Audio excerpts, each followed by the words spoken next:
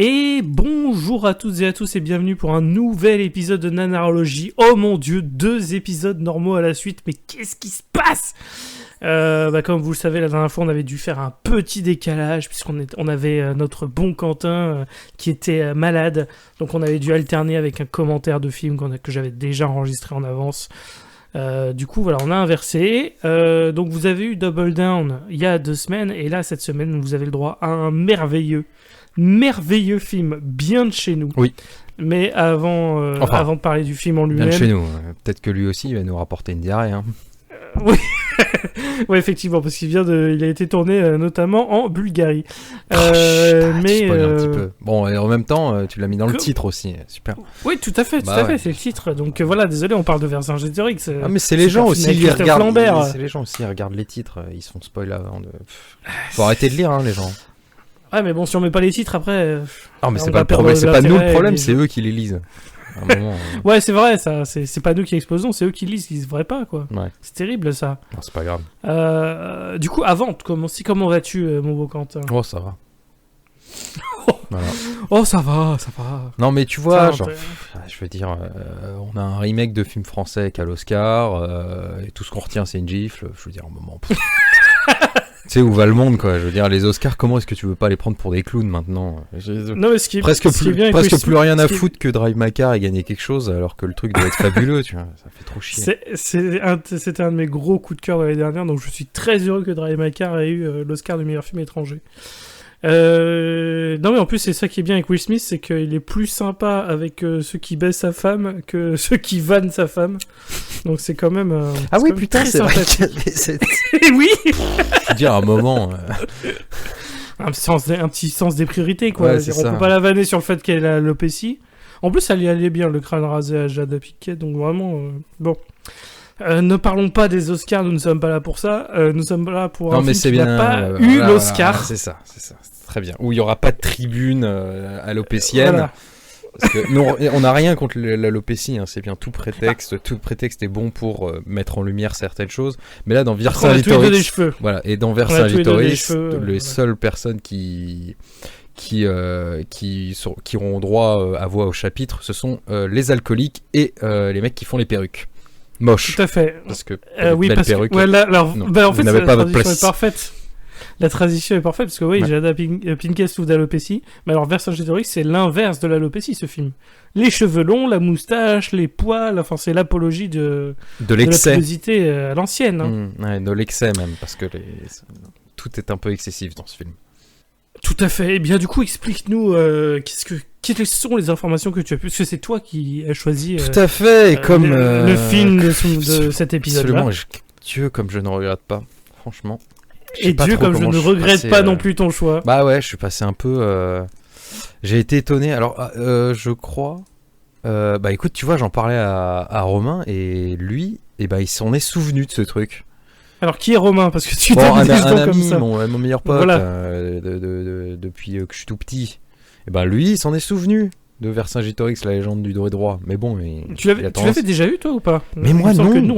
Oui, voilà, moi, je l'avais jamais vu. On l'avait jamais vu non plus. Mais même le truc qui sort en 2001, apparemment en grande pompe, je veux dire, à ce moment-là, on est censé... ça censé nous parler, tu vois. Des films de cette époque... Il faut dire, pour une fois, c'est un film qu'aucun de nous deux n'avait vu avant. Bah non. Ça arrive très rarement dans ce podcast, mais là, oui, celui-là, on se l'est regardé pour l'occasion. Ouais. Et ça a été du gros plaisir. Ah oui, de bout en bout, hein, franchement. Ah, mais vraiment. Bon, s'il y a 2-3, bon, il y a 2-3 un peu. Petit peu de ventre mou, mais en vrai, on l'aurait regardé ensemble avec une bière à la main. Je pense qu'on aurait vraiment passé un excellent moment. Du coup, voilà, explique-nous, donne-nous du contexte à ce film vous savez, incroyablement terrible. Terriblement bien, tu voulais dire. Oui, ça n'est pas un nanar dont on va parler aujourd'hui. Non, absolument pas, et ce n'est pas du tout un nanar. D'ailleurs, ma chronique va commencer justement par quelque chose qui va vous semer le doute sur le film que nous avons regardé. Mais c'est tout à fait normal. Tout est prévu. Au début, les gens ont l'air qualifiés, mais en fait, non. Voilà. Donc, Vercingétorix, la légende du druide roi. Ça sent bon, ça déjà le titre. Ce film est réalisé par Jacques Dorfman, Un des réalisateurs et producteurs français les plus reconnus. Il a notamment produit L'Armée des Ombres et La Guerre du Feu, s'il vous plaît. Ce film s'inscrit comme l'une des grosses productions françaises de l'année 2001 et retrace, à travers d'une grande fresque épique et romanesque, le parcours méconnu d'un homme vaincu, dont l'histoire a pourtant fait un héros, Vercingétorix. Film d'une grandeur, d'une rigueur historique. Vercingétorix est d'abord un film à grand spectacle. Tout le monde connaît son nom, explique Jacques Dorfman, mais peu connaissent sa véritable histoire. Une vie riche de batailles, d'intrigues, d'histoires d'amour, d'amitié et de trahison. De quoi faire un des films des plus divertissants.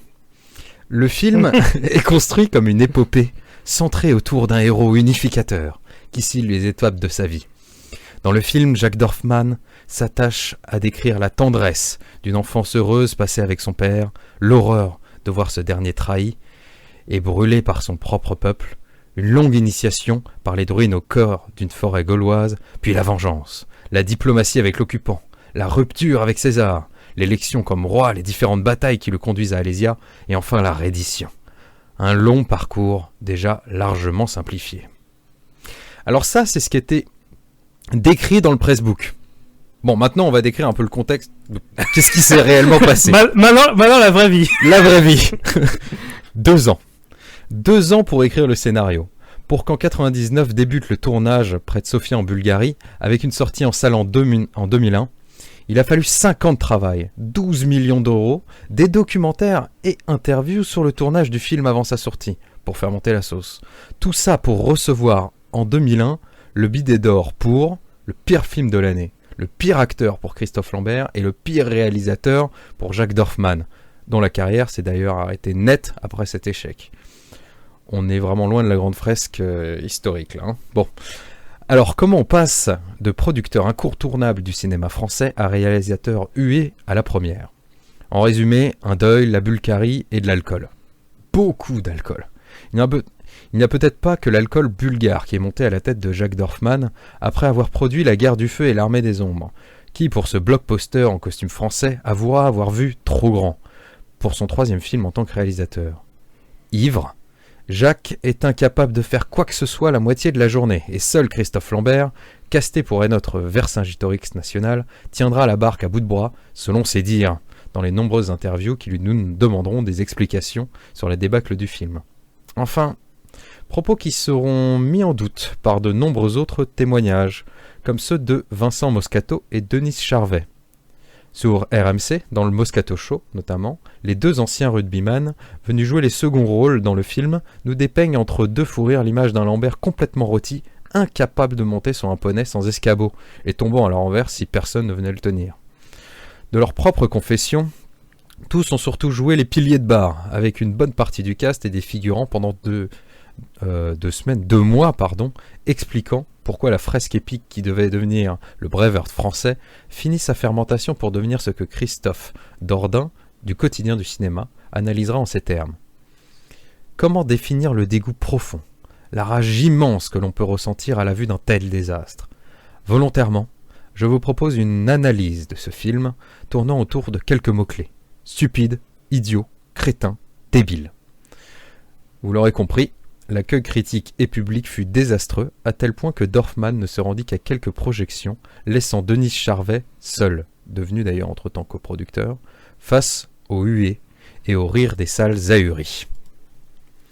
Voilà à peu près ce qui s'est réellement passé. Voilà, c'est ça la vraie vie et c'est merveilleux. Alors, on le dit tout de suite, nous ne sommes pas de la team de Christophe Dordain. Parce que, non, alors oui, enfin, si, c'est stupide, idiot, crétin, débile. Mais dans le bon sens. Mais c'est incroyable. Ce n'était pas un dégoût profond qui nous a traversé. Non, c'est de l'amour et de la tendresse pour ce film. Alors par contre, toutes les vannes sur l'alcool, en fait, c'est pas du tout des vannes. Non, c'est pas des vannes. On vous mettra un extrait en description pour ceux qui veulent vraiment s'intéresser au truc. Un extrait du Moscato Show, justement, où t'as Moscato et Charvet qui, la moitié de la chronique, ils passent leur temps à se marrer. Ouais. Mais l'autre moitié, ils nous disent que les gars, ils étaient tous complètement défoncés toute la journée et qu'ils arrêtaient pas de picoler parce qu'ils faisaient que ça, quoi. 2 mois. 2 mois de tournage, ils étaient tous ahuris. Mais alors, on peut croire sur certaines interviews de Christophe Lambert que il tenait la baraque, mais apparemment c'était genre la première ou la deuxième semaine, quelque chose comme ça, quoi. Ouais, C'est-à-dire après, bon, c'était terminé, le mec. Enfin, vous le verrez dans son jeu d'acteur, la moitié des scènes, le mec, il a le regard bovin, vide, qui regarde l'horizon. Bon. Voilà. Alors, il faut le dire. Il manquait. On n'aurait pas eu ces informations-là. On aurait quand même su que la moitié des gens étaient complètement bourrés. Ouais, il y a plein de scènes où ils, entre guillemets, jouent les Gaulois, et t'es un peu genre, ouais, c'est ça, ouais. Ça, ils ont juste mis une caméra dans la cantine, hein, c'est tout. Non, mais c'est vraiment ça, quoi. Enfin, vraiment, tous les acteurs. Alors, oui, ok, ils veulent faire passer les Gaulois pour des beaufs et tout. Mais tu dis, il n'y a pas que de l'acting dans ce film. Ah, et que les mecs, ils étaient vraiment tous avec. Ils avaient tous au moins 2 grammes dans le cornet quand ils tournaient, quoi. C'est terrible. Mais ce qui a dû d'ailleurs. Dû jouer d'ailleurs sur la prise de décision de Denis Charvet qui. Il s'est fait vraiment recruter. Il s'est fait vraiment recruter pour faire un rôle genre 10 minutes, tu vois. Et final, à la moitié du tournage, le mec il lâche des thunes dedans et devient coproducteur parce qu'il n'y avait plus assez de sous. Et le pire dans tout ça, c'est que l'anecdote s'arrête pas là. Bon, déjà, il le regrette depuis longtemps. Mais bon, au moins il le prend avec le sourire maintenant. Mais en plus de ça, c'est son frère qui va faire la musique. Alors bon, là on comprend plus rien, c'est un peu le camoulox. C'est-à-dire que son frère, d'un second rôle, qui est devenu coproducteur, fait la musique du film. Et c'est d'ailleurs une des pires musiques... Enfin, les musiques... Aïe, c'est un délire aussi. Hein. Les musiques, c'est quelque chose. D'un côté, dans la promo du film... Il y a une musique qu'on a retenue qui est vraiment incroyable. Ouais, mais celle-là, elle nous a pris par surprise aussi. Voilà. Et après, on a eu la musique du générique de fin aussi, qui était... Ouais, il y en a pas mal. Qui était qualitatif. Ouais, le côté Gladiator sous techno de l'Est, là, c'était quand même pas mal. Mais pourtant, tu vois, dans la promo du film, il disait ouais, on a fait des chants en gaulois, vous allez voir, ça va être incroyable. Yes. Bah, ça l'est. C'est vrai que c'est incroyable. Ça l'est. Difficile d'y croire, quoi. Ouais, non, mais c'est fou. Ils ont oublié de dire qu'ils avaient mis de la drum and bass, ils s'en font. Avec les Gaulois. Non, mais t'avais Darude Sandstorm constamment dans le truc. Non, mais en vrai, ce film, ouais, c'est... Je pense que c'est le truc qu'on va répéter à chaque fois. Tu te dis juste, mais comment ça a pu sortir, ça? C'est tellement de choses. C'est honteux parce qu'on a constamment l'impression d'être soit dans une parodie, soit d'être devant un bêtisier, en fait. Oui, tout à fait. Devant le bêtisier des scènes ratées du film. Mais alors pourquoi est-ce qu'il dit ça, Rémi? Parce que c'est c'est super pertinent ce qu'il dit. Ah, transition de fou. À un moment où on commencera l'histoire, hein, promis. Mais là, en gros, c'est parce qu'en fait, genre 3/4 des scènes qu'ils ont ratées, il y a une merde dedans. Un faux raccord, un mec qui se pète la gueule, un jeu d'acteur raté. Mais ils ont tout gardé. Et ils ont tout fait. Un cadavre qui bouge, ouais, enfin c'est... Rien à foutre. Et c'est vrai incroyable. Que c'est cet effet vraiment bêtisier, quoi. Qu'est-ce que c'est que ce bordel? Quand les mecs sont pas sous Xanax complet, genre les mecs qui ont écrit les dialogues aussi, c'est chaud, quoi.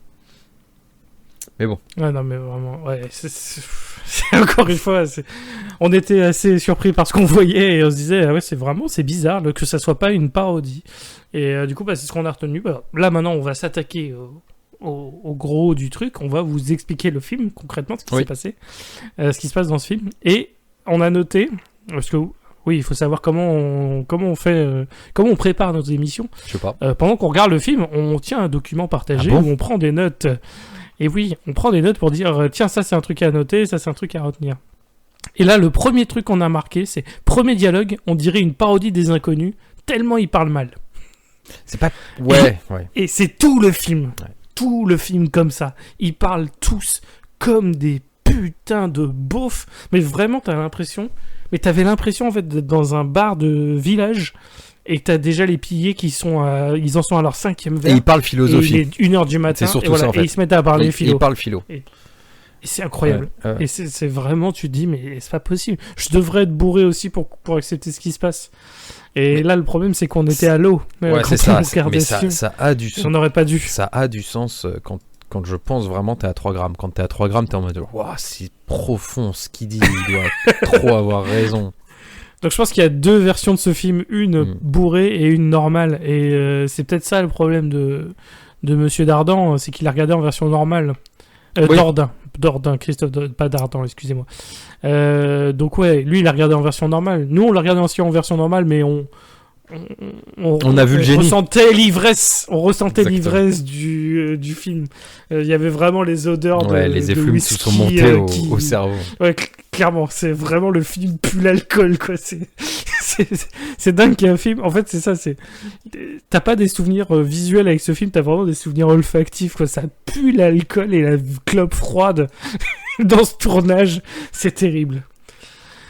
Donc voilà, du coup, explique-nous, Quentin, la première scène, celle qui nous réunit avec ces bons druides. Ah ouais, putain, parce que rien que là, déjà, tu dis qu'il y a un problème. Ouais, c'est absolument génial. Donc, déjà, il y a les mecs. Bon, c'est un dolmen au bord de la flotte. Il y a un mec qui est debout sur un rocher. Et il y a une ribambelle de druides. Il y en a un qui tourne dans un sens. Et le cercle extérieur tourne dans l'autre. Vous faites un petit peu une idée de ça. Ils marchent un peu tous comme des moines, etc. Et là, il y a 16 voix off, parce qu'on voit pas les acteurs parler, qui disent oh là là, c'est terrible, c'est la fin du monde. Oui, mais il nous faudrait un roi, ou je sais pas quoi. La légende du roi. Là, il y a une étoile filante en CGI qui traverse le ciel. Et là, oh le roi, mais il n'y a plus de roi, etc. On comprend que le mec qui était debout sur la pierre, en fait c'était l'archidruide. Il descend de sa pierre et tu dis bon, c'est un peu bizarre parce que c'est un peu genre théâtral la façon dont il le fait.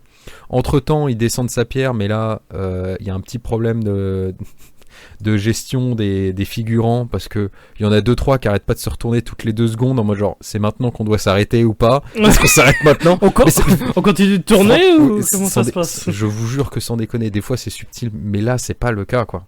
C'est vraiment genre, il y en a 3 qui sont quasiment premier plan, qui s'arrêtent, ils se retournent comme ça, mais l'autre continue de marcher derrière, donc il reprend sa marche.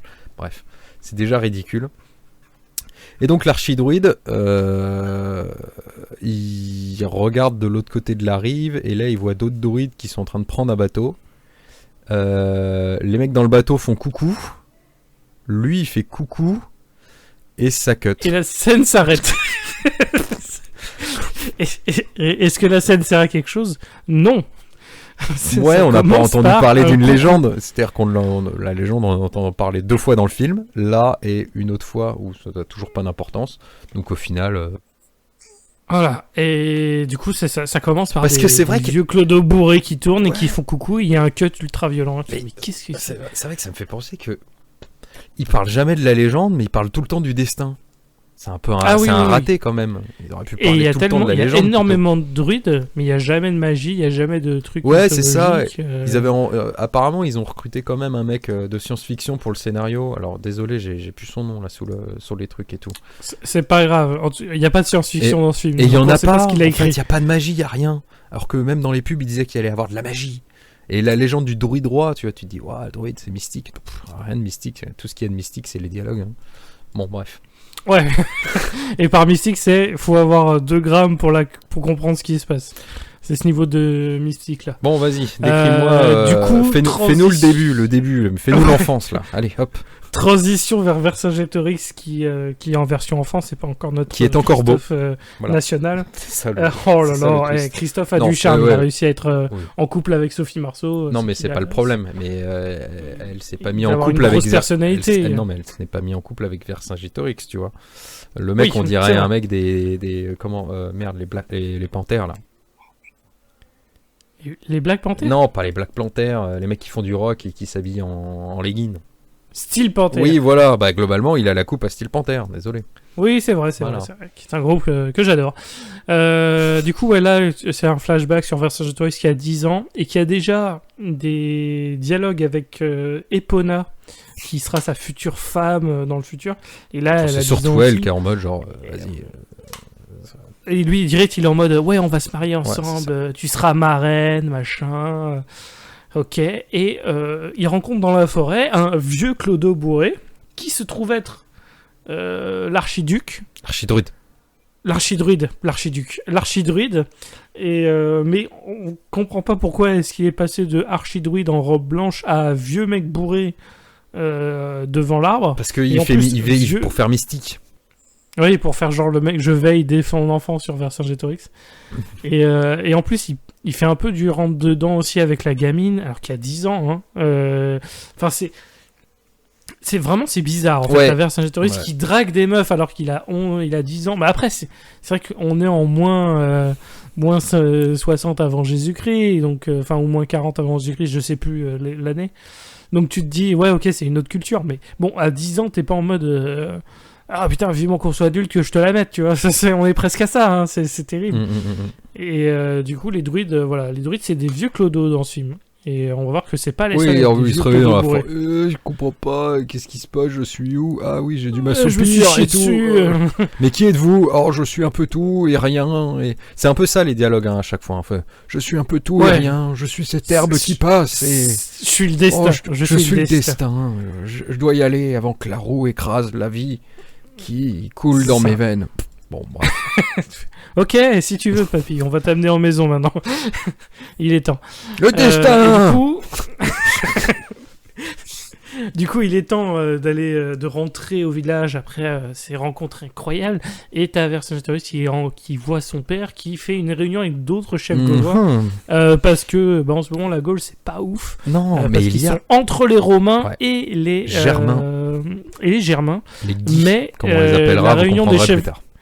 La réunion des la réunion des chefs gaulois, comment on pourrait décrire ça? C'est une bonne grosse réunion d'alcoolos.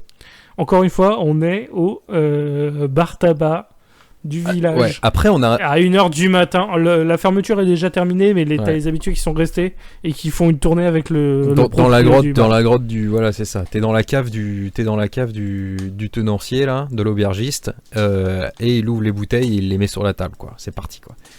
Et ça va, vas-y, on va les niquer, les Romains. On a quand même subtilement vu que se tramaient quelques complots et que ça ourdissait sévère dans la cour du roi, parce que d'autres chefs de gaulois, justement, t'es en train de pointer du doigt le jeune Vercingétorix, je ne sais plus pour quelle raison, de toute façon, parce qu'ils ne les expliquent pas. Mais tout à fait. Et il faut le dire, quand tu dis subtilement, oui. Nous sommes d'accord que tu emploies le ton de ce qu'on pourrait qualifier d'ironie. Non, mais moi j'ai des lunettes, je vois mal, c'est pour ça. Ah, c'est pour ça, voilà. Tout à fait. Mais oui, parce qu'en fait, on va suivre à l'assassinat, tout simplement l'assassinat le moins discret du monde. Ouais, alors, parce que ça ressemble à un petit putsch, hein, mais dans les faits, de ce qu'on voit à l'écran, c'est absolument incroyable à quel point il n'y a aucune surveillance et à quel point les mecs, c'est facile de tuer des gens en fait. Bah ouais, parce que là t'es dans la grotte sacrée du chef où seuls les chefs peuvent aller et Vercingétorix et Epona ils se sont mis dans un coin pour se bécoter, s'échanger un collier à la con et évidemment espionner les vrais hommes qui font des trucs de bonhomme. Mais dans le fond de la grotte, ils nous font des gros plans sur deux mecs qui sont genre quasiment debout sur les rochers derrière en fait. Moi je me suis bêtement dit c'est la garde, tu vois. Et en fait non, c'est pas la garde. C'est pas la garde du tout. Et d'ailleurs Vercingétorix les voit, a l'air de se dire ouah c'est étrange, c'est bizarre ces mecs là. Pourquoi ils bandent leur arc? Pourquoi ils viennent de tuer mon père? Et après voilà. En fait c'était pas des gardes, mais c'était des assassins. C'est bizarre. Ouais, c'était vraiment très bizarre. Et du coup, t'as le père qui a une flèche dans le dos et qui s'en va. Et malgré qu'il s'en va et qu'il y ait des combats à l'épée. Alors, oui, c'est le moment d'en parler, parce qu'il va y avoir plusieurs scènes de bataille. Les combats dans ce film sont tous à chier. C'est hyper mou, soit les mecs savaient pas se battre, et c'est les bruitages qui vont pas. Les bruitages des coups d'épée entre eux, ça ne va pas non plus. Donc je dirais en termes de sonorité et en termes d'action, globalement c'est vraiment le bas du bas du bas. Mais on a de l'action. En fait, il y en a pas dire qu'il y en a pas. Ouais, c'est pas qu'il y a pas d'action. C'est juste que c'est à chier. A... c'est à chier ce qui se passe, mais il y en a. Il y a des scènes qui rentrent dans la catégorie action parce que ça bouscule le scénario, mais ce ne sont pas des scènes d'action. Voilà. Je dirais que ce sont des actions scénaristiques. Voilà. Visuellement, par contre, ça n'a pas d'impact. Oui, c'est ça. C'est ça. Et du coup, t'as... Ouais, parce qu'en gros, Enfin, le père de Vercingétorix... il brûle après. C'est ça, parce que Vercingétorix, globalement, le père de Vercingétorix, c'est en mode genre, il faut qu'on se réunisse, il nous faut un roi, on prend les tribus ensemble, et on se bat contre les Romains, les machins, on se bat contre tout le monde, quoi. On s'unit, et les autres chefs, ils sont pas d'accord, ils sont en mode genre, on fait de la bringue à Rome, et tout va bien se passer, quoi. Donc bon, ils volent la couronne, enfin les méchants récupèrent la couronne, et le vieux de Vercingétorix se fait cramer, pendant que Vercingétorix, pas content, se fait retenir par l'archidruide, qui le prend sous son aile, j'imagine, pendant c'est ça. Temps. Mais pendant X temps, littéralement, puisque sans transition... sans transition. T'as sans transition Christophe Lambert. Sans transition. Non, alors t'as juste le père qui brûle et t'as le gamin qui regarde l'écran et en voix off qui dit « Je te tuerai mon oncle ».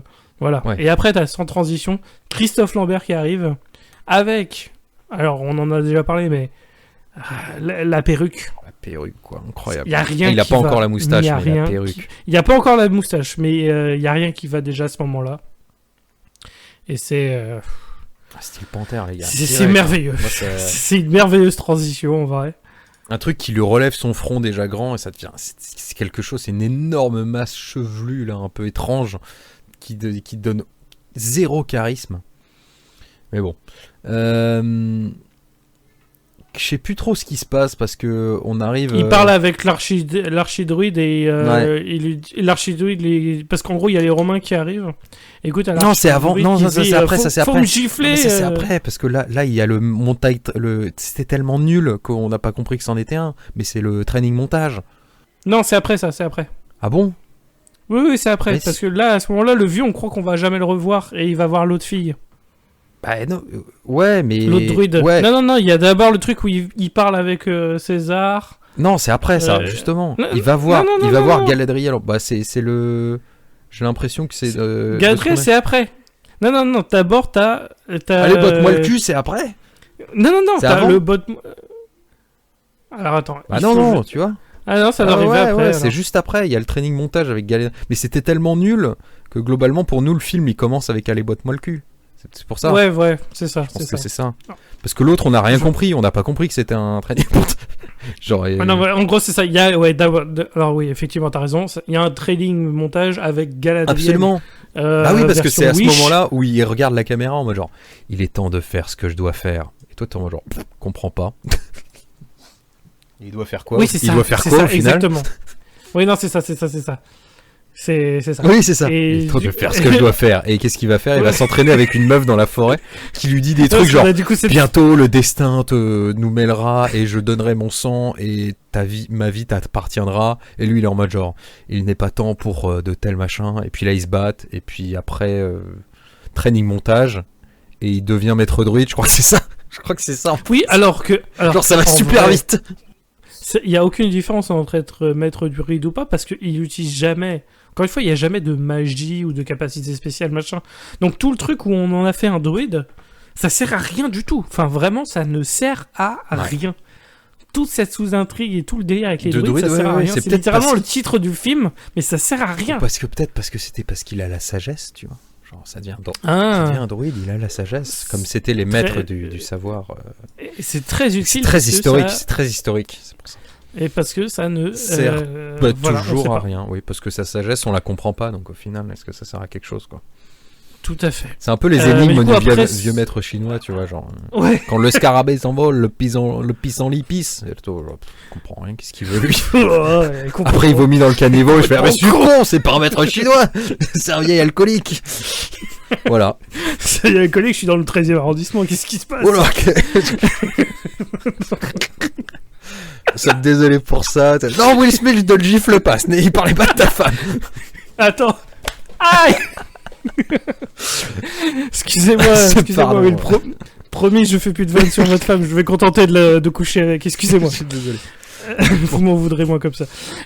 Du coup, après ce très beau montage, le destin, incroyable. La roue du destin, le destin sous toutes ses formes, le destin en salade tomate oignon sauce samouraï. Alors là, du destin, vous allez en avoir. Et il y a une des scènes que j'aime beaucoup. Après là, je te laisse. Tout à fait. Là, on a une scène. Alors, justement, t'as Christophe Lambert avec l'archidruide qui est en mode ça y est, enfin là maintenant je suis prêt, je vais y aller, je vais m'attaquer à mon objectif. Rappelez-vous, son objectif c'est tuer son oncle parce que son oncle avait tué son père. Retenez ça parce que facile. cette vengeance, il va se passer des choses. Hein. Elle va durer très longtemps cette vengeance.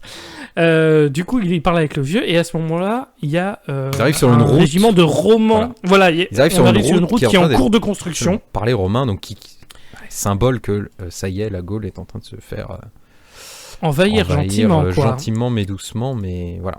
Mais sûrement. Et du coup, t'as des Romains qui arrivent, dont Jules César. Oui, alors moi j'ai compris 30 minutes après. Hein. On pourrait demander à arriver les gens. Je fais putain, mais c'est César. Et il me fait t'avais pas compris? Je fais, attends, mais l'autre là, on dirait un vieux clodo et jamais il le dit. À un moment, il dit ouais, je suis allé au Sénat, je sais pas quoi, mais jamais ils disent que c'est César. Et putain, t'as vu la carrure, le mec il fait 1m10, quoi. Je veux dire, genre...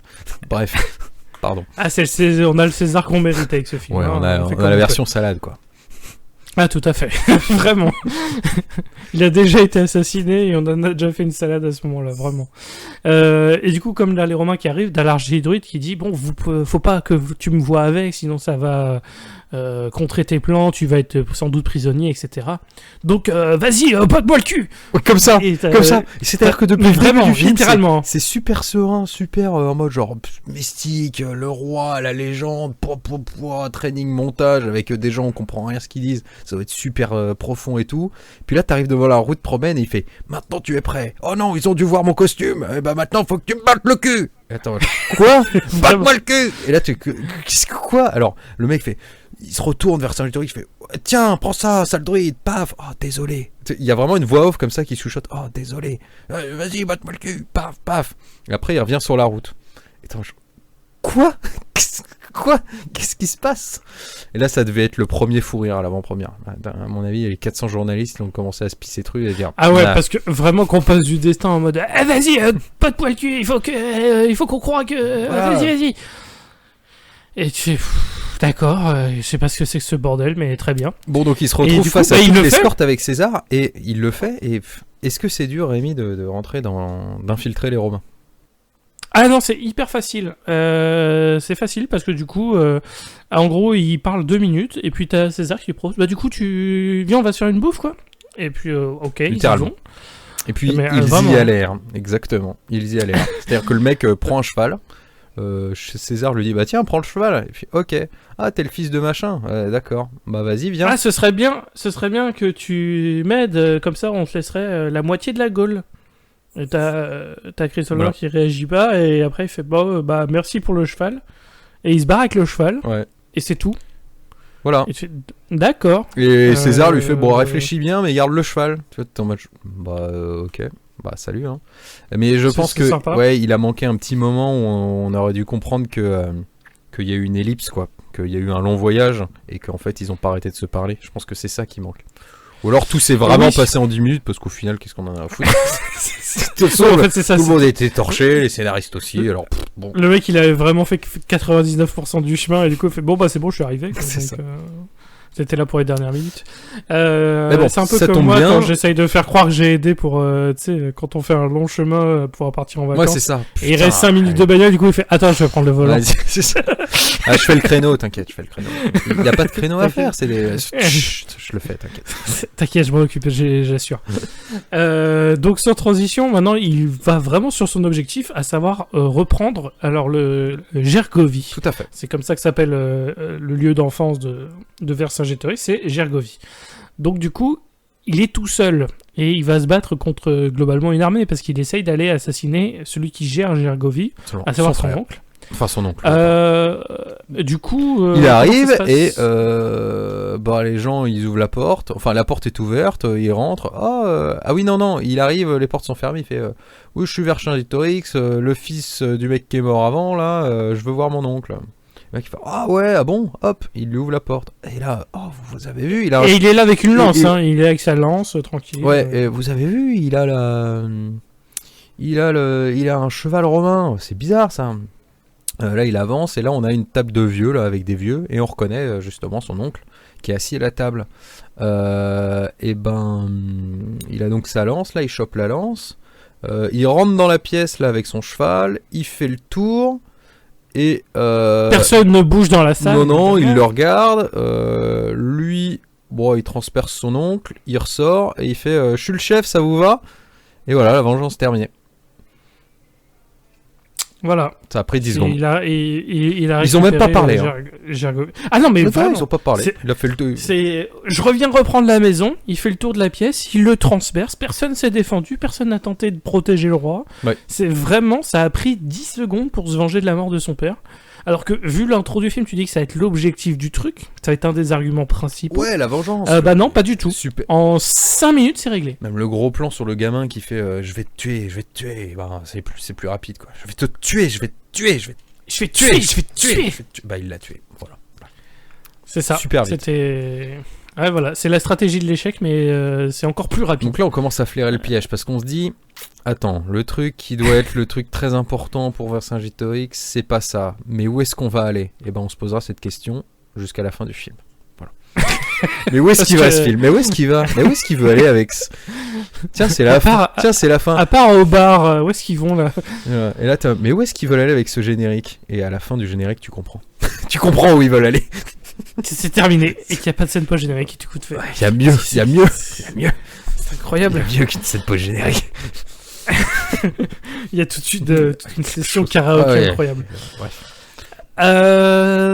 Du coup, on en profite parce que oui, alors là, ça va être le bordel. Le film voulait être le Braveheart français. Oui, enfin ça c'est surtout, du coup, c'est surtout Christophe Lambert qui le dira et redira lors de ses moultes interviews après.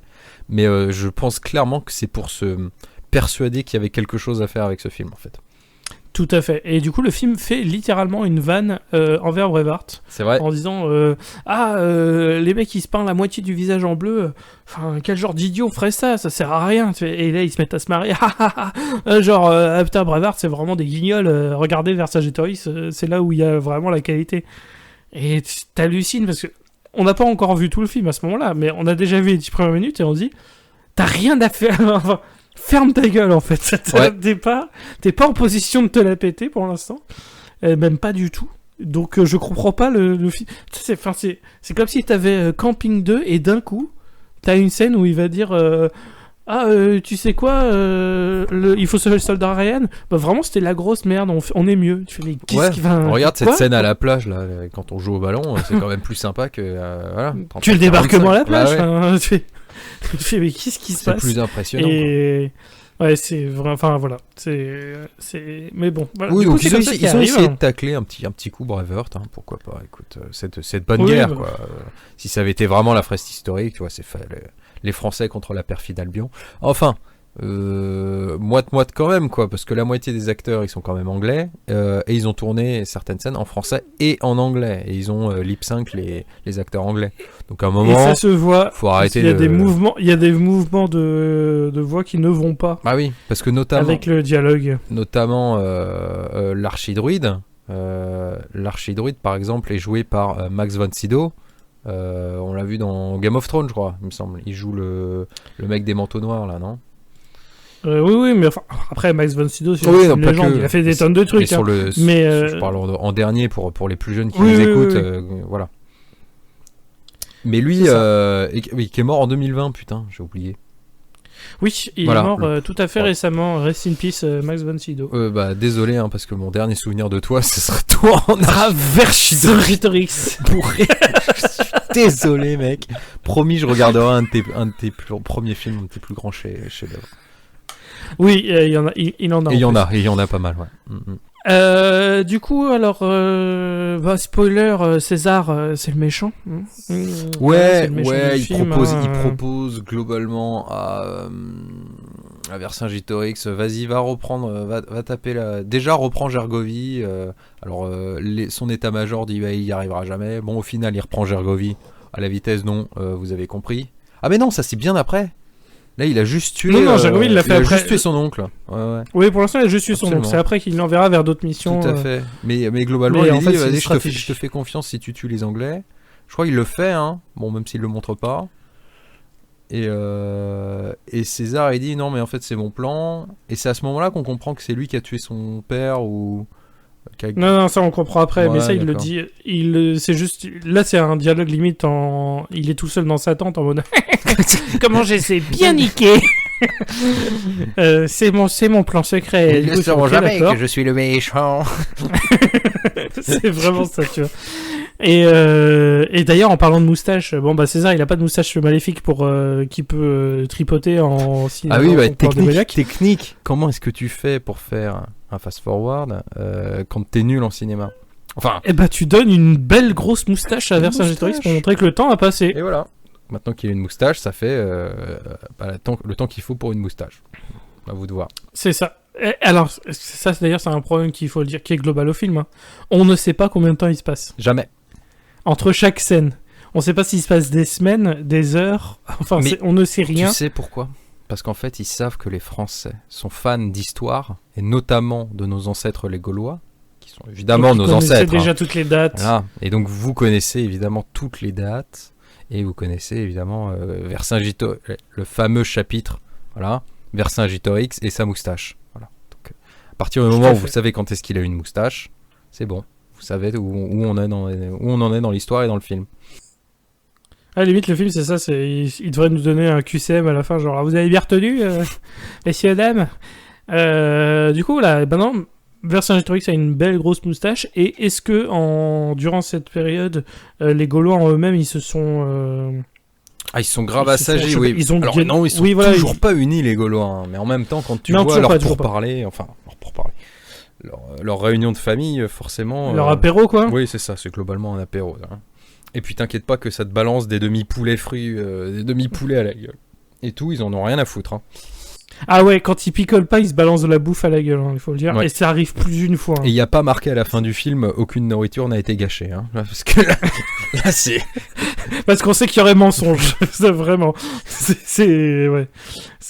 Donc, en gros, globalement, ce qu'il faut retenir du film, c'est que les Gaulois, l'image de bon vivant des Français, un peu beauf, qu'on a à l'international et aussi selon les régions, bah, ça vient des Gaulois, hein, parce que eux, c'est aussi des bons vivants. En tout cas, tels qu'ils sont à la dépeints, c'est ça. charcute, Let's go. picole, allons-y, hein, vraiment, c'est... On fait pas les choses à moitié, hein. Oh non, non, pas chez nous. Clairement Après, pas. ça se rapproche un peu quand même de... c'est Jean-Philippe Jaworski qui avait fait un film, qui a écrit une série de bouquins qui s'appelle Chasse Royale. Et pareil, qui a épluché un paquet de trucs. Il y a une édition notamment où il y a absolument toutes ces références à l'intérieur. Et globalement, la série de bouquins fait autant que ce qu'il a écrit, quoi. Donc ça fait quand même... c'est pas mal, quoi. Et c'est vrai que c'est quand même assez... la façon dont il l'a dépeint est relativement similaire à ça quand même. Hein. C'est à savoir, viens, on va voir les Avernes, let's go. Allez hop, on se gueule dessus un bon coup, on se tape sur la gueule. Ah, tu m'as coupé un bras, vas-y, viens, on va picoler, quoi. Bon, très bien. Oui, c'est à peu près le niveau. Mais là, non, là, ils sont dans des vieilles serpillières de mamie à se jeter des demi-poulets à la gueule. C'est ça. Du coup, on a le droit aussi à un beau dialogue où il dit je ferai ce que je pourrais quand je pourrais. Oui. Voilà. Ça arrive souvent, ce truc-là, Non, entre ouais. le destin et on La pourra roue quand du on destin, pourra, on le verra. destin, Voilà. beaucoup de Donc, choses profondes. donc dans on y est. le mystère. Mais alors c'est ça qui est Enfin, bizarre, sans c'est que transition. t'as Vercingétorix qui est bourré et qui est en train de bouffer avec les chiens. Ouais, et là t'as transition. C'est-à-dire qu'il a encore le poulet cuit dans la main, là. La cuisse, là, il est prêt à se l'envoyer à la gueule du chef adverse, là, comme ça. Transition, il est en train de bouffer avec César et Epona et genre là il est pas saoul, enfin tout va bien quoi. Non, ils se permettent même des petites des balançages balistiques de missiles solaires les uns à la suite des autres. Gentiment, ouais, voilà. Moi, Gentiment sur les vannes des Gaulois, voilà. des vannes sur les Romains. C'est ça, Epona qui, on le comprend rapidement parce qu'elle fait sa connasse en mode genre moi j'ai été éduquée et pas toi, espèce de sauvage. On comprend qu'elle a été éduquée par les Romains, aussi par son habit, tu vois, elle est en train de se la péter. Mais comme comment il s'appelle, comme Vercingétorix, il a été éduqué par les druides. Bon, il y a du répondant en face. Il dit ouais, mais toi tu connais pas la roue du destin et les étoiles filantes de mon cul. Et c'est vrai que ça paraît super sage, donc forcément ça lui cloue le bec, quoi. C'est ça. Du coup, voilà, c'est au niveau du montage. Encore une fois, on ne sait pas si ça se passe sur le même soir. Ouais, c'est vrai. On ne comprend rien. On ne comprend rien. Mais bref, pendant ce repas, t'as César qui sort une couronne qui était une couronne qu'on avait vue lors du flashback avec le père.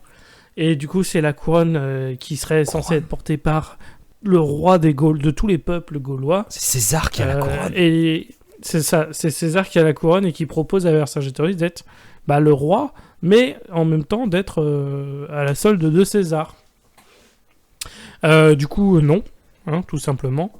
Vercingétorix dit non, et il en profite pour reparler avec Epona, et voilà, bisous quoi, tout simplement. Oui, parce que c'est assez rapide. Depuis l'enfance. C'est Christophe Lambert quand même, les gars. Hein. C'est toujours pareil. C'est comme dans quel homme Highlander Zeist là, où globalement il rencontre la meuf. Et je me souviens. Zeist, avec sa voix. D'ailleurs, c'est le même doubleur qui a fait la voix dans ce film, donc vous apprécierez. Tout à fait. Et enfin le même comédien de doublage. Et donc comme dans Highlander, hein, la meuf, il la chope instant quoi. Aucun problème là-dessus. Oui. Du coup, t'as César qui a réuni les chefs gaulois pour leur faire une proposition, mais à ce moment-là, t'as un des chefs. Pourquoi ? Voilà. Je sais plus c'était quoi. Capture leur femme et leur gamin. Oui, c'est ça. Et il avait proposé de les réunir, et en même temps, en monnaie d'échange, il tenait quelques personnes proches des chefs presque en otage, on va dire. Mais en guise de garantie, quoi. Il les gardait en mode, bon, comme ça, on est sûr que vous allez pas être des gros cons. Mais t'en as un des chefs qui est Dumnorix, et qui, lui, il se dit, en fait, César, moi, je t'emmerde. Donc, non, je me casse. Jamais je ne laisserai mes enfants prisonniers. Jamais. Tout à fait. Et donc, il se casse. Et, en laissant ses enfants prisonniers. T'as César et les autres chefs gaulois qui disent, bon, du coup, il faut qu'on envoie quelqu'un. Tiens, Vercingétorix, vas-y. D'accord. Bah oui, parce que c'est le destin. Du coup... Oui, c'est ça, c'est son destin. Donc, il est envoyé pour montrer que c'est quelqu'un de confiance. Donc t'as Vercingétorix qui y va, et là on a le droit à un autre assassinat, tout aussi intéressant. Pourrais-tu nous décrire cette belle scène d'assassinat, mon bon Quentin ? Ouais, je crois que c'est une petite forêt de bouleaux là, bien sympa. On a Vercingétorix qui se balade avec son cher ami, on sait pas qui. Ils sont à cheval, et puis d'un seul coup, guet-apens dans tous les sens, parce que devant eux, des mecs en bleu, bouclier et lance, c'est Dumnorix qui apparaît devant lui avec ses enfants. Donc on comprend qu'il s'est tiré avec ses gosses et qu'il a donc trahi César. D'un seul coup, Vercingétorix dit allez-y, je paraphrase à peine, mais c'est ramène-toi, faut que je te ramène. Et lui il dit genre tu me ramèneras pas, j'ai pas envie d'être ramené. Bref, ils se font un petit combat de coq, puis Vercingétorix descend de cheval, et là le mec lui dit, il baisse la voix, il fait écoute, je vais te révéler un truc. Et à ce moment-là, terrible. Il y avait deux Romains embusqués à 5 mètres avec une fronde et un caillou. Et là, malheur. Et il balance le caillou en plein front, mais genre au milieu du front. Ouais. Et mort instantané, quoi. De Dumnorix, avant qu'il révèle que juste avant, mais bon, je crois que Vercingétorix fera très vite le lien, en mode genre, qui à ton avis avait tout intérêt à ce que ton père soit mort, hein, qui à ton avis? Eh bien c'est Pong, un caillou dans la tête. Mais c'est comme si on était dans Star Wars épisode 5 et t'as Darth Vader qui est en mode je suis ton. Ah non, mon Dieu, on ne saura jamais. Et tu es mon quoi? Bah là c'est vraiment ça, c'est qui aurait pu assassiner ton père? Bah je vais te le dire, moi c'est mon Dieu, un caillou. D'accord. Et mais ça sert à rien d'avoir caché l'information parce que ça, je pense aussi que le script, globalement le script va pas du tout. Ah ouais. Parce qu'en fait ça sert à rien l'assassinat. Bah non, parce qu'il tue le Vercingétorix comprend quand même tout de suite. Bah direct, parce qu'il tue le Romain en face, et le Romain en face, en fait, il l'a vu quand son père s'est fait trahir la première fois, donc il comprend que c'était un espion à la solde de César. Et en gros, il renvoie l'autre en mode genre toi, rentre voir César et dis-lui que c'est terminé ou n'importe quoi et qu'il s'est fait et je sais pas quoi. Et à la fin, ça cut sur César et je sais plus, je crois il dit un truc, j'avais trouvé ça vachement marrant. Il fait genre qu'il a compris. Je pensais, ça y est, je me suis fait un ennemi. C'est exactement ça.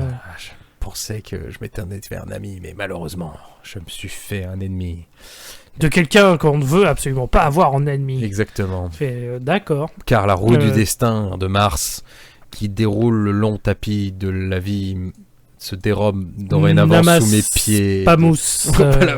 Namas Pamous. Exactement. Très bien.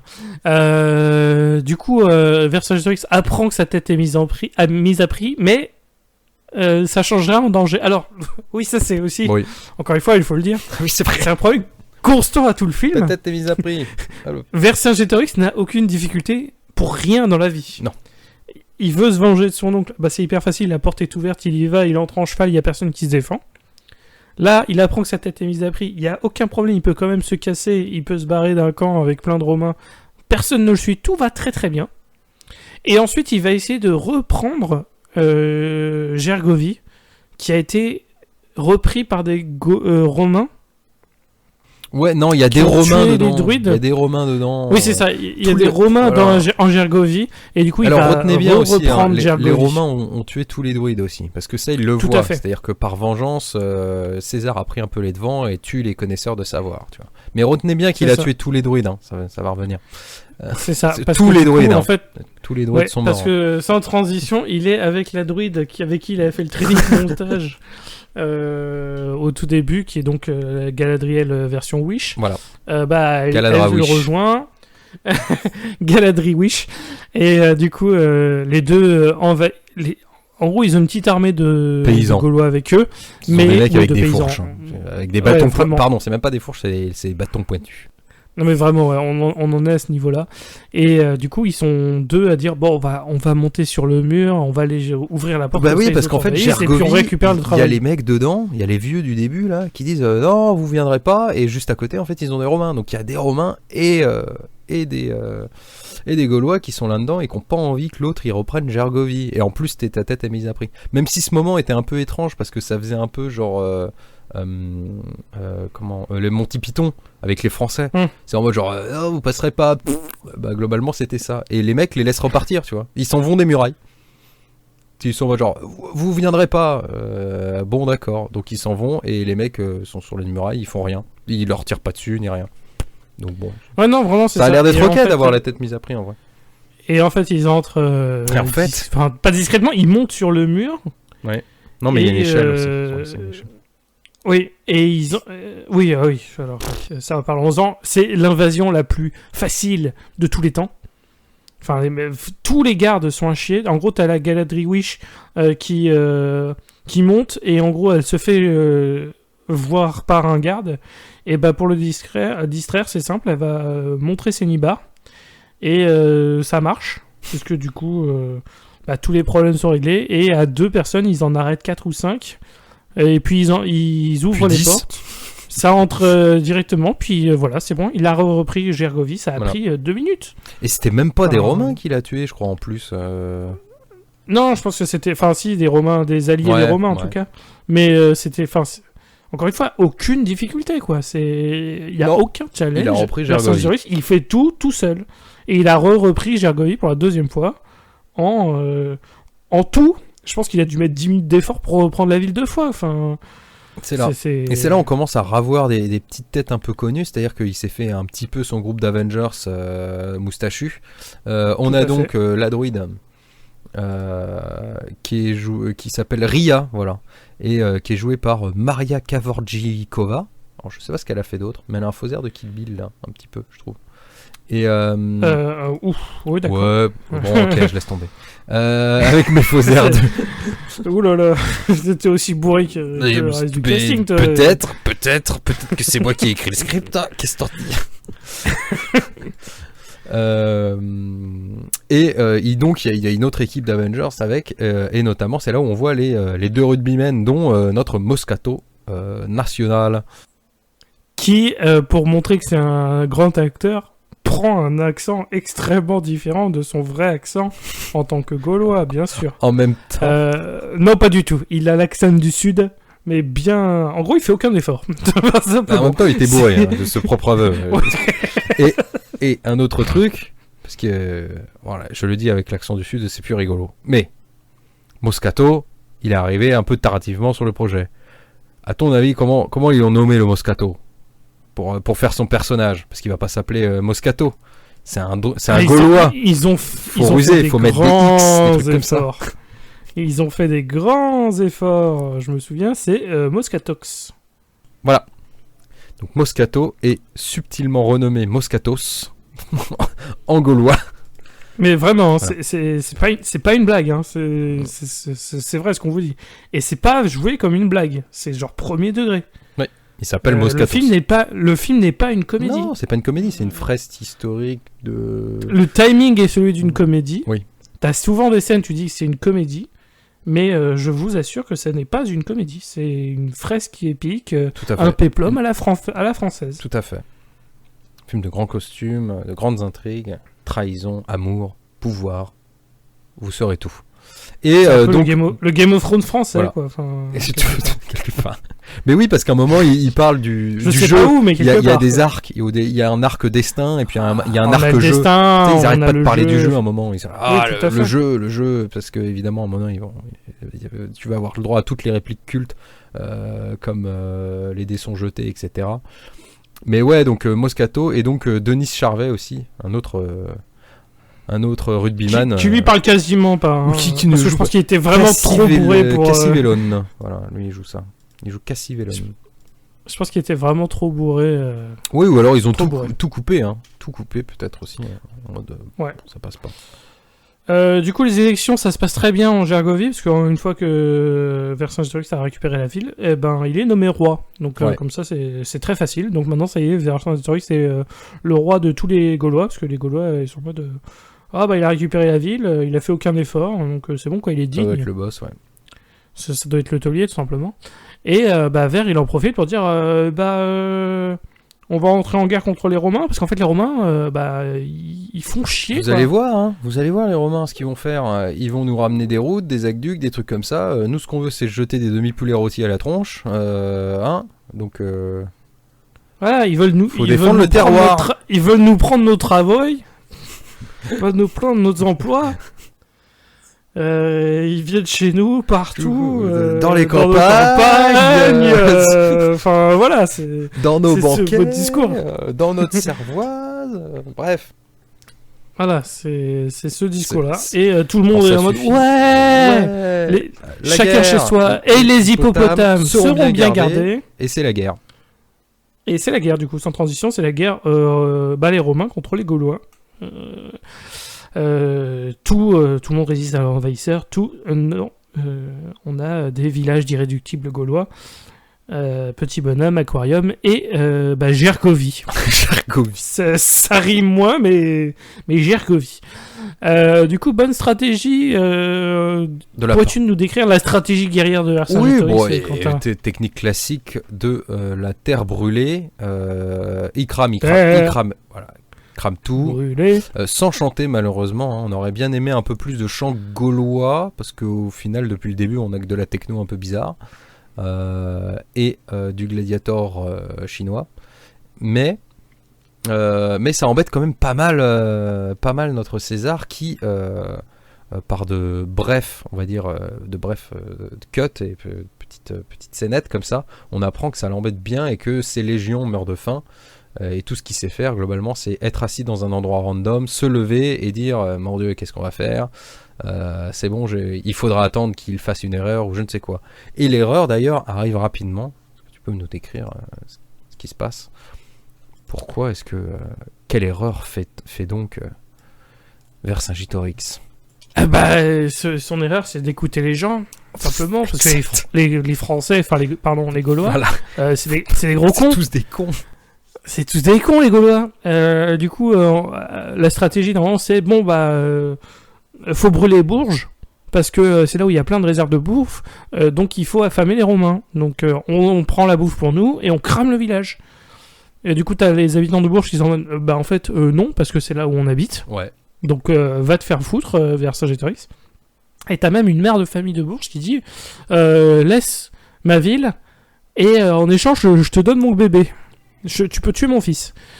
Ce qui est un échange que je trouve un peu con. Enfin, c'est une stratégie que je ne maîtrise pas en termes de négociation. Non, mais c'est parce qu'elle l'a pas dit comme ça. Elle a dit genre si tu une ville pour tu penses que la ville vaut une ville autant pour que une mon vie. fils, genre prends donc mon fils, je te laisse sa vie entre les mains du destin du roi des Gaulois. Enfin bref. Ça a l'air un peu d'être la stratégie, t'essayes de m'agresser pour me piquer 10 € et je te dis bah attends je te donne 20 comme ça tu me prends pas mes 10 tu vois. Je suis pas sûr en fait, je suis pas sûr de la stratégie mais bon ça... En tout cas ça a l'air de l'avoir grave saoulé parce qu'il s'en va. Ah ouais du coup il fait bon bah je vous laisse entre vous les Bourges, j'en ai rien à foutre, la République c'est moi. Donc il s'en va, il laisse les bourgeois entre eux et spoiler, tout le monde a été tué à Bourges par les Romains. Et t'as Saint-Gétorix en mode vous voyez, je vous avais dit, vous voyez, je vous avais dit, je vous l'avais dit, faut pas écouter les Gaulois, faut pas les écouter. Voilà. Il fallait qu'on crame Bourges nous-mêmes. Ben non. Bah voilà. Donc maintenant tout le monde est mort à Bourges. Absolument. Tout le monde est mort. Et tout le monde accuse Vercingétorix en mode genre on aurait dû aller se battre et tout. Et quoi, comme ça, moi je l'avais dit qu'il fallait la cramer, bande de cons là. Et maintenant c'est terminé, ils ont plein de bouffe, ils vont tous nous péter la gueule.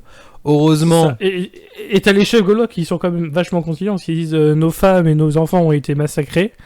Mais allez, une petite guerre. Ok, c'est bon. Allez, let's go. On est de ton côté. Voilà mon épée, let's go.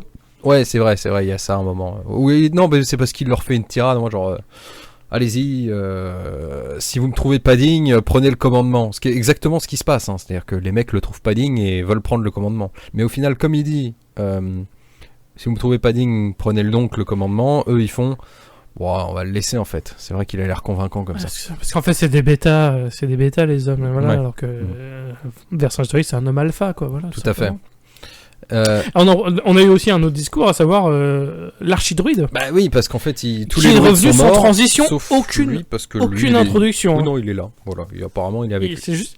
Ah, en fait, je suis là. Ouais. D'accord. Ok, très bien. Et pour nous parler de jeux, et là, c'est l'arc jeu, là, je crois que les jeux sont pipés, les jeux du destin, les jeux de la roue du destin, enfin bref. Du jeu dans tous les sens là. Le numéro complémentaire est... je crois que c'est à ce moment-là où il nous sort vraiment une des meilleures répliques parce qu'il donne conseil.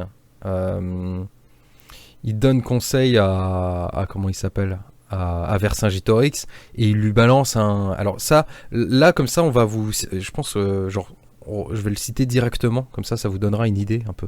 Un peu comme les harengs pommes à l'huile. Vous ferez une idée sur le film, mais globalement toutes les phrases où ça parle de druides, ou pas d'ailleurs, sont à peu près dans le même genre.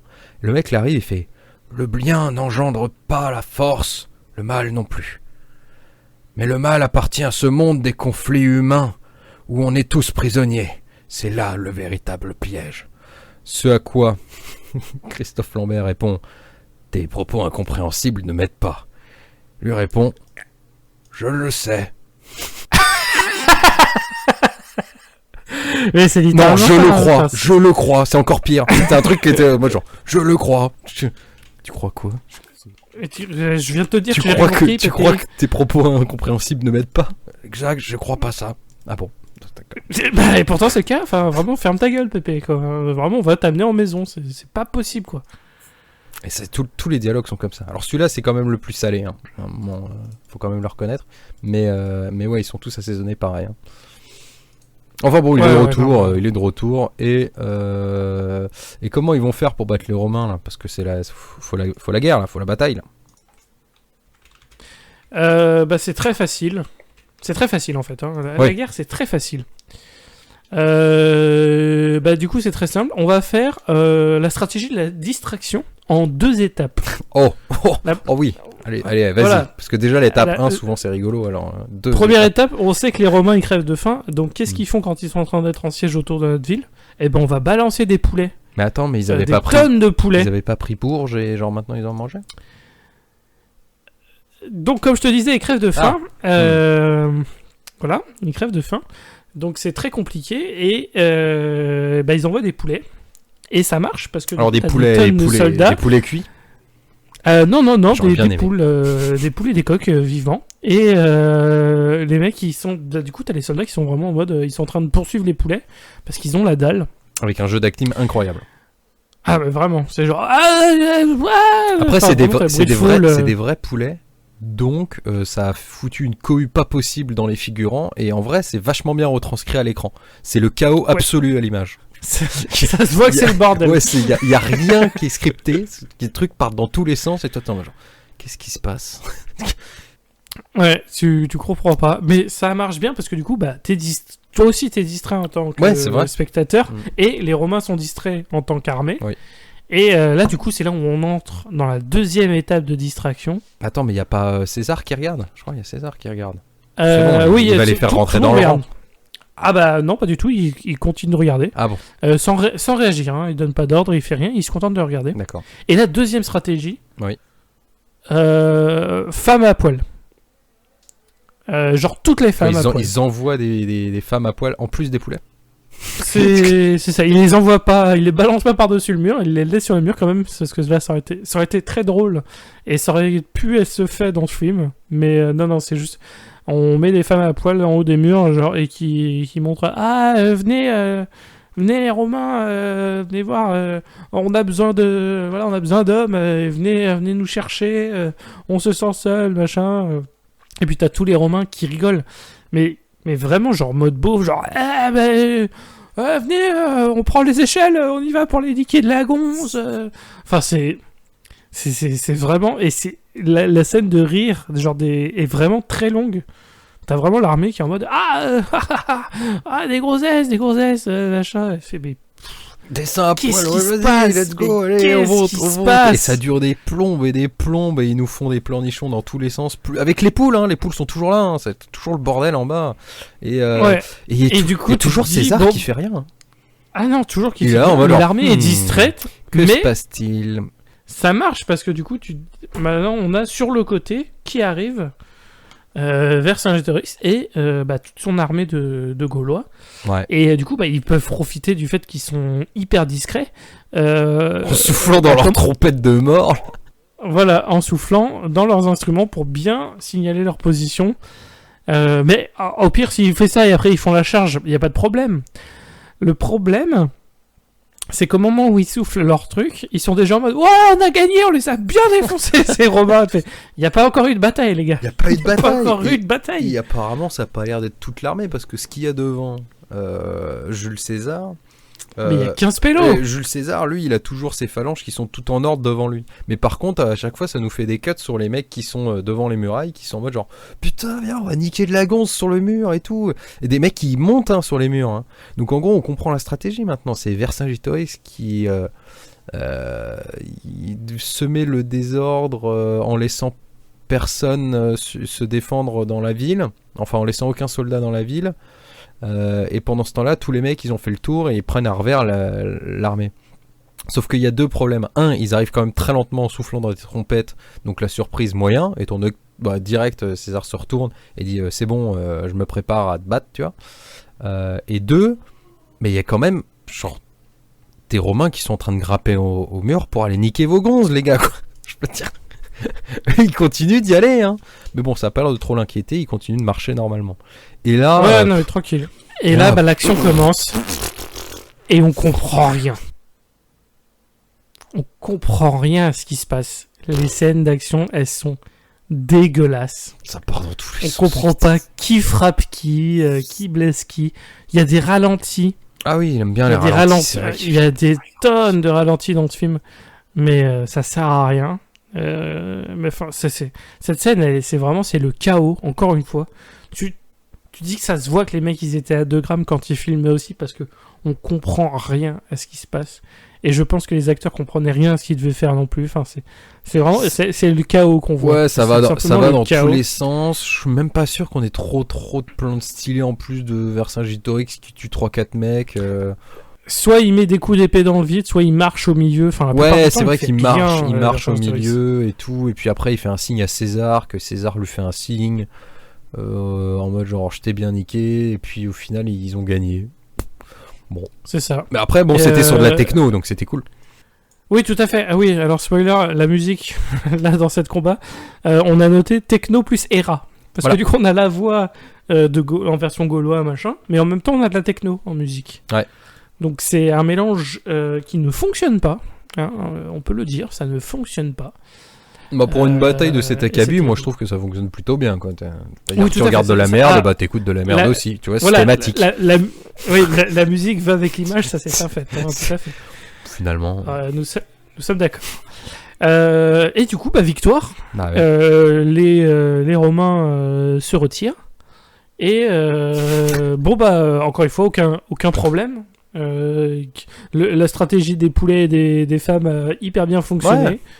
Ouais. Bah, il est tranquille, voilà. Vercingétorix, tranquillou. Ouais, il fête la victoire. Là, on a le droit à, pendant le fait qu'ils fêtent leur victoire, l'archi-druide qui nous fait des dialogues. Et on a noté juste Noir Désir. Voilà, parce que il dit Noir Désir. Donc ça nous a fait penser à quelqu'un d'autre qui giflait des gens, à savoir Bertrand Cantat. Voilà. Il y a plein de... C'est thématique aussi ce soir, vous avez vu, comment on voit. Mais l'actualité incroyable. C'est ça, cet épisode, il est sur le signe du, tu vois, comment on pourrait appeler ça, tu vois, des images, des références, quoi. Hein, mais un peu comme ce film, le nombre de trucs ratés que tu peux retrouver dans des films d'humour plus tard est incroyable. Alors je sais pas si tous les réals qui ont fait des super comédies ont vu ce film ou si les mecs s'en sont inspirés. En tout cas, je les encourage. Et putain, je les encourage à la regarder. C'est fou le nombre de trucs avec lesquels tu peux parodier, enchaîner sur des références pop et tout, machin. C'est incroyable ce film. Tout ce que tu te marres vraiment, quoi. Musicalement, les dialogues, les jeux d'acte. Enfin, il y a tout qui est bien. Il y a tout qui est bien. Chaque scène, hein, putain. Enfin bon, on est loin de la conclusion parce que Vercingétorix, lui, il est en proie à de violentes pensées. Il est en non mais putain, maintenant que j'ai ma fameuse et que j'ai... Alors c'est même pas son fils en plus, je crois que c'est son écuyer. Enfin bref, j'ai l'impression qu'il l'a un peu adopté. Maintenant que j'ai ma fameuse et mon écuyer, j'ai un gamin, la guerre c'est nul. Mais en fait, allez la guerre, ultime bataille. Bon. Ouais, lui il veut pas se battre, mais tellement tout le monde veut se battre et du coup il est en mode bon bah ok on va se battre. Voilà, c'est... Je veux pas faire la guerre, mais du coup... il y a des gens qui veulent faire la guerre. Bon, il fait un discours... Bah, du coup, on va les niquer les Romains. D'accord. Ouais. Donc, du coup, guerre. Donc, il va y avoir une ultime bataille qui va se décider. Mais... Ah, si vous êtes fort, vous savez où ? Allez-y l'OM. Alésia, la fameuse bataille d'Alésia. Voilà. Et oui, parce que ce film, il faut le dire, est extrêmement respectueux de l'histoire. Tout à fait. C'est pour ça qu'on a de nombreuses anecdotes sur des gens qui étaient en basket, qui avaient leur montre ou leurs lunettes sur le tournage. Leur clope aussi. Parce qu'ils étaient vraiment très respectueux. Investis les Bulgares, moi je te le dis. Très respectueux de ce qui se passait. Donc il va y avoir une ultime bataille, mais avant, faut rappeler quand même qu'on est chez les Gaulois, avec des Gaulois. Donc nouvelle bataille de bouffe. Voilà, nouvelle bataille de bouffe tout simplement. Ils ont gagné une bataille tout à l'heure, donc bataille de bouffe. On se balance des poulets à la gueule encore une fois. Ils sont contents. Ils se rendent à Alésia et quand Vercingétorix arrive à Alésia et que ses appartements sont en train de se faire préparer, on a le droit à une scène digne des plus grandes sitcoms, parce que globalement c'est un peu ça. Mais alors vraiment, et pas celles qui ont bien vieilli. Hein. Non, je comprends pas. En gros, je crois qu'il y a quand même eu une tentative d'humour, parce que faut alléger un petit peu, c'est quand même un récit épique, lourd, bon, une petite scène d'humour par-ci par-là, ça peut faire du bien, ça peut alléger le récit, remettre le spectateur à l'intérieur, voilà, et on avait bien besoin de respirer un petit peu après autant de sérieux. Donc globalement, sa femme est en armure et elle est en train de donner des ordres à tout le monde, et elle dit à Vercingétorix, tiens, prends ce pot et mets-le là-bas, qu'est-ce que tu attends ? Ah, c'est dingue ça, maintenant faut tout faire soi-même. Ah, les femmes. Et puis je vais t'accompagner parce que on va aller se battre tous les deux ensemble. Puis les filles, les femmes qui sont de sa suite rigolent aussi. Et Vercingétorix, Christophe Lambert, exténué par tant de paroles, retourne se jeter un petit godet dans l'arrière-scène. C'est ce qui manque, hein. Parce qu'après une scène pareille, je pense qu'il faut boire. Dire te lever matin pour tourner une merde pareille, je commence à comprendre, tu vois. Je commence à comprendre. J'étais dans Highlander et je suis là-dedans. Enfin, il avait déjà fait Mortal Kombat. Vite, la petite prune là, l'alcool de couèche là. Un machin fort. Il me refaut de l'eau de vie là parce que j'en peux plus. Mettez-moi des trucs avec de la pomme dedans là. Mais du coup voilà, à ce moment-là, lui, t'as César qui en même temps, lui, il est en train de préparer sa comment ça s'appelle ? Contre-attaque. Il est en train de préparer sa stratégie avec les Germains. Germains Alors les Germains. Qu'est-ce qui se passe ? Je croyais qu'ils étaient ennemis, mais que se passe-t-il ? Et d'ailleurs, parlons de ça, des Germains, avec notamment les perruques. Vraiment. Encore une fois, il faut le dire, les perruques rousses sur les Germains, c'est une catastrophe. Vraiment, c'est une catastrophe. Ouais, alors, pourquoi t'appelles ça une catastrophe ? Moi, j'appelle ça une opportunité. J'appelle ça une stratégie capillaire. Non, mais c'est... Encore une fois, tu te dis juste, mais tu dis, ce film a coûté 12 millions d'euros. Absolument. Où est le pognon ? Où est le pognon ?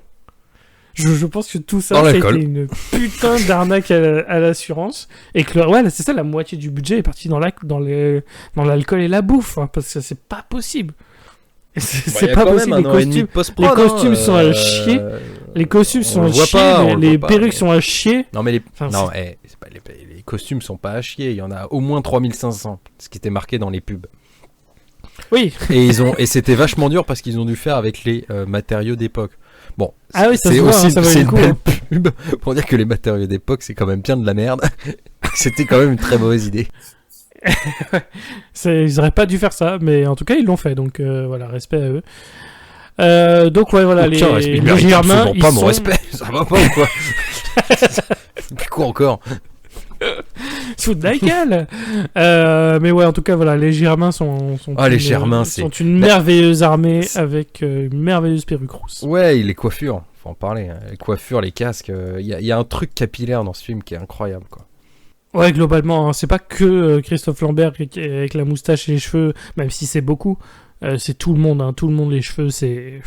c'est le clan des cheveux sales, c'est ça. Le clan des cheveux sales, je me rappelle maintenant, dans R. Bah, globalement, c'est ça. Ils ont vraiment... Et quoique non, ils sont un peu mieux faits dans R. Les cheveux. Oui. Il y a plus de respect au niveau des costumes dans R que dans Vercingétorix. C'est un fait. Hein. Et d'ailleurs, oui, il faut le dire. Niveau fresque historique et niveau costume et niveau pognon, Astérix et Obélix Mission Cléopâtre, mais ça met ce film à l'amende. Hein. Ouais. C'est dingue à quel point une comédie fait les choses bien parce qu'ils le font au sérieux, et à quel point ce film qui se veut sérieux, tu traites ça par-dessus la jambe. Mission Cléopâtre, c'est sorti l'année d'après, quoi.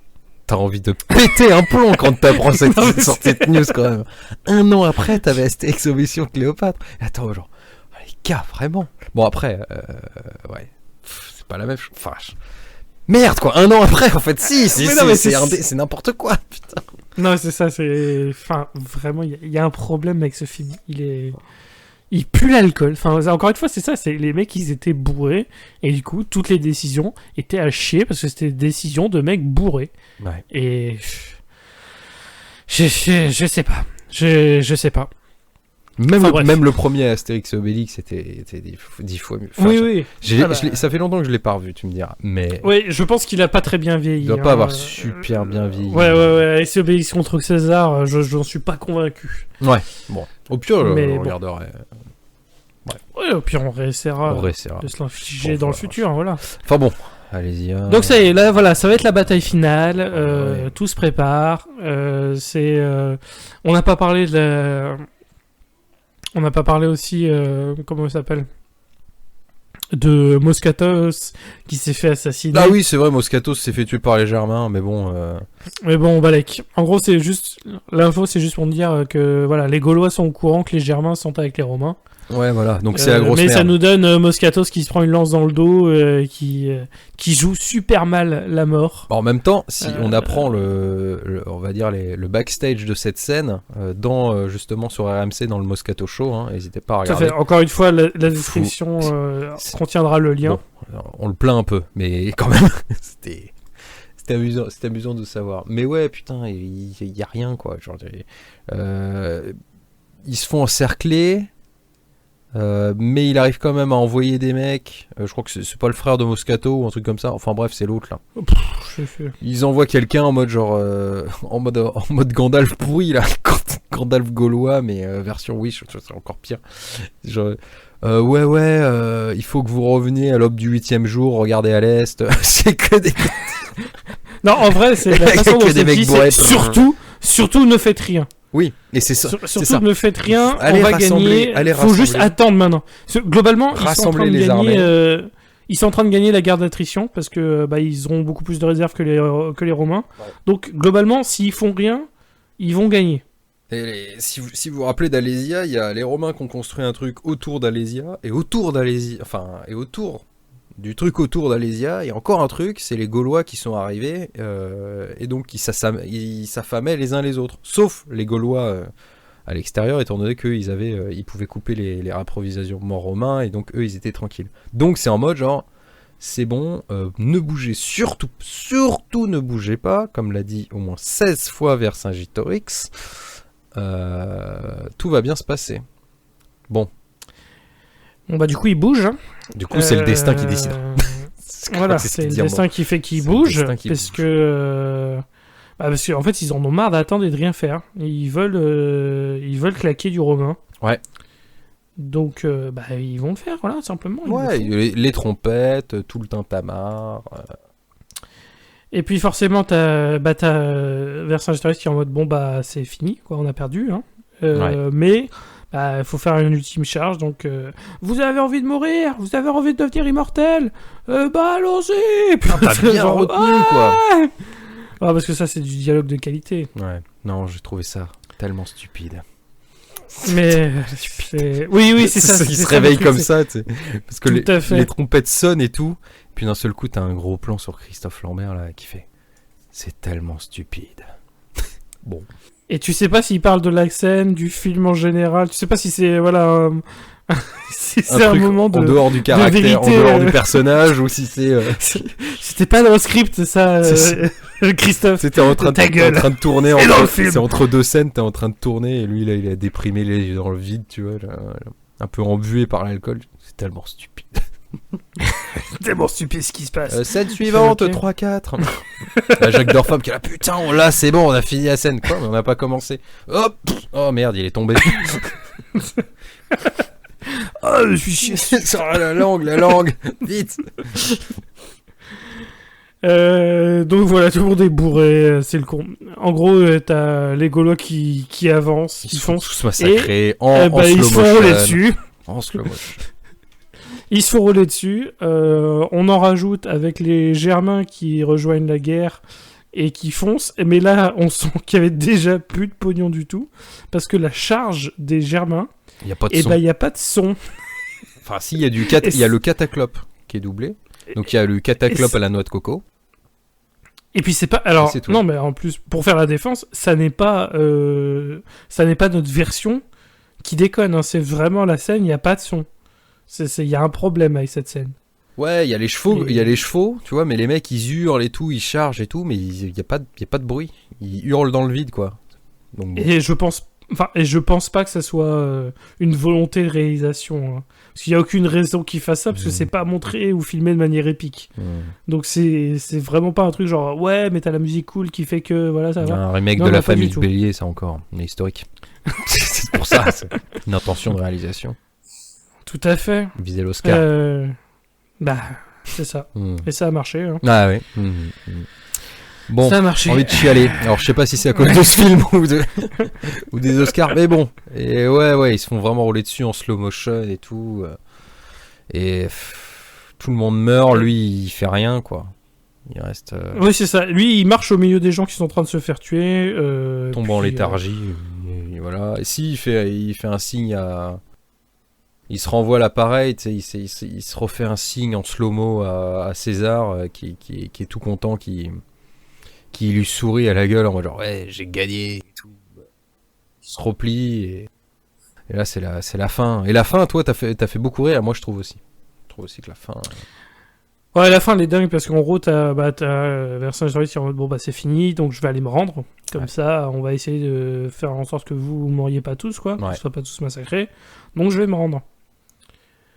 Il y va, tout le monde est triste évidemment. Là t'as le ralenti, t'as la musique émotionnelle pour montrer que oh mon dieu quel geste héroïque et quel homme ce Vercingétorix. Tout à fait. Et du coup il se rend et fin. Voilà. Il prend l'enfant avec lui. Oui, il prend un enfant avec lui. Ah oui, alors ça. Il prend l'écuyer avec lui. Il prend l'écuyer avec lui, ils font le chemin. Et toi, t'es en mode genre, mais attends, mais il va tuer l'enfant s'il fait ça. Ouais, c'est ça. Pourquoi il amène l'enfant? Et du coup, il va jusqu'aux portes d'Alésia. Et à ce moment-là, il dit à l'enfant, bah c'est bon, tu peux rentrer. Devant les... Ouais, le mec a fait 4 km pour aller jusqu'au camp romain. Il pose l'enfant devant les portes du camp romain. Il lui file son collier pourri qu'il lui a filé Epona il y a 50 ans. C'est ça, espèce de connard. Tu pouvais pas lui filer ton médaillon de merde avant de partir? Non, il l'a amené jusqu'à l'endroit où il va se faire exécuter, enfin prisonnier. Voilà. Et il s'en va. Et après, t'as une voix off pour dire il est mort des années après. N'empêche que c'était un grand homme parce que il a réuni les peuples gaulois. Et voilà. Et après, on a le générique. Et on a de la belle musique. Ouais, alors je vous conseille de regarder le générique au moins jusqu'à la moitié. Vous inquiétez pas, pour un film de 12 millions de balles, ça arrive super vite en fait. Il est très très court, je trouve, ce générique. Et il y a une petite surprise, une petite pépite là. Voilà. Quoique, vous regardez, si vous n'avez pas envie de voir tout le film, ce que je ne comprendrai pas après notre épisode là, hein, évidemment, mais... regardez, je pense dans la description, on mettra le lien vers la chanson. Oui, si on la trouve. Je sais plus si on l'a. Oui, je sais pas si on l'a trouvé la musique. Si je l'ai trouvé, je te l'ai envoyé. Ah parfait. Non, ah peut-être pas. Non. Bon, tu m'avais envoyé la playlist. On la trouvera. Des trucs. Vous inquiétez pas. Si on peut, ce sera en description. Voilà, exactement. Voilà, et ce sera une excellente occasion de faire une séance de karaoké entre amis. Et voilà, c'est Vercingétorix et globalement du druide roi. Ouais. Du droïde. Du droïde. Ceci n'est pas le droïde que vous recherchez. Globalement, Vercingétorix, c'est merveilleux. C'est incroyable, j'ai adoré ça. Alors, il fait quasiment 2 heures. Ouais. Quasiment, et je crois qu'il fait 1h53 ou 1h57, je sais plus. Mais, alors... Je vous assure qu'il n'y a pas de problème. Vraiment. Non, on est loin on est très très loin de Double Down.